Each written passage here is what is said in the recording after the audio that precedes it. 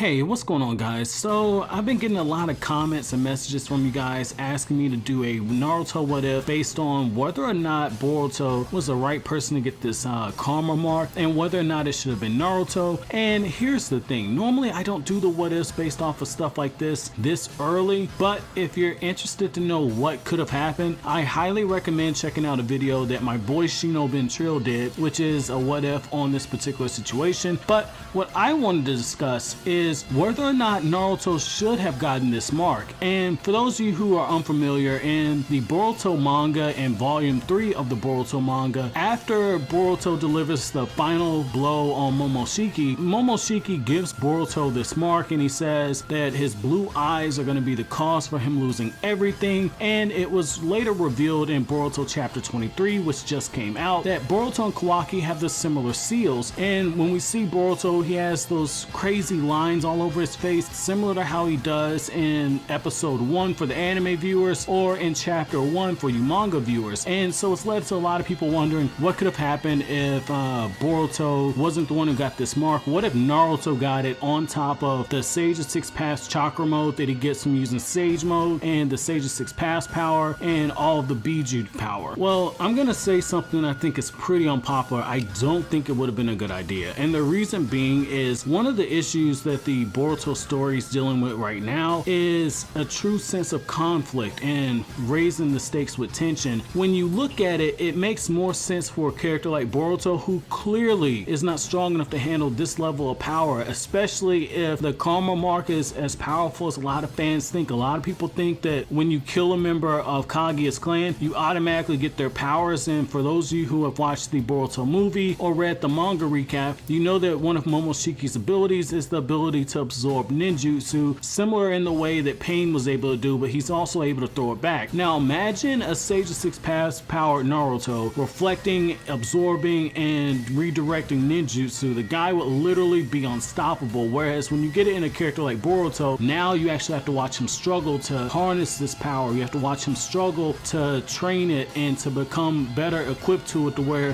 when the next threat breaks out, he will actually be an asset. He won't be a liability. And the other thing is, if we were to go this route, we've all seen this story before. You might ask, well, what are you talking about? I'm talking about Dragon Ball, in particular the Dragon Ball Z portion of the Dragon Ball manga. Now when it comes to the Dragon Ball portion of the story, one of the things we got was we saw Son Goku and he was training to get stronger, but then when it shifted to Z, we got introduced to his kid. And one of the things that really stood out is in the first introduction of Gohan, you find out that Goku had sensed this enormous power in his son, but his wife would not allow him to train Gohan. And then from the age of 4 to 5, under the training under Piccolo, Gohan jumped up several tiers in power. And then at the same age of 5 years old in the Frieza saga, he's continuing to leap up in power. And at one point, his power level is even stronger than Goku's was when he first arrived on planet Namek using the Kaioken, where he boosted his power level up to 180,000. Gohan's was 200,000 before he got angry. And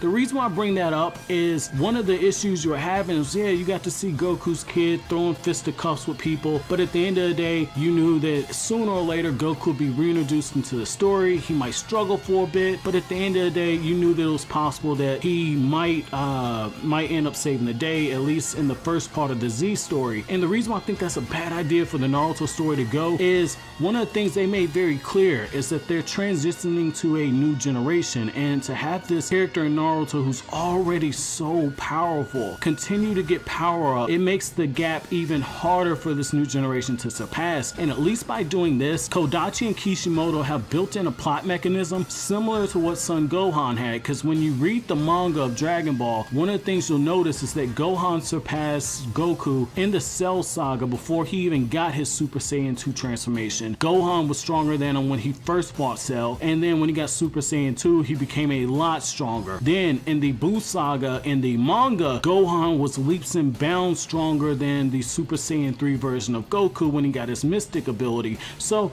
I want to point that out, because if you look at it, it is possible at this point to follow a similar story arc to where you could have Boruto at some point, due to the hack's nature of its ability, if Naruto and Sasuke take the time to groom him and train him, to actually have him be on the road to surpassing his father, not so much in terms of power, but in terms of Hack's ability. And when this new threat comes, whether it be from the Car organization or more than likely from the clan leader of Kaguya's clan, in order to tie up that whole story thread, Naruto and Sasuke are probably going to be in a position where they end up weakening that guy, and Boruto's karma mark might come in to be a deciding factor in kind of taking him down. And it would go back to one of the things that make Naruto so popular, which is the fact that the strongest person doesn't always win. It comes down to hacks, it comes down to strategy, and you can bet your ass that with this new generation being as skilled as they are but lacking the power, that's something that could come in. And the Naruto story's even begun to foreshadow this. The Boruto story's begun to foreshadow this, because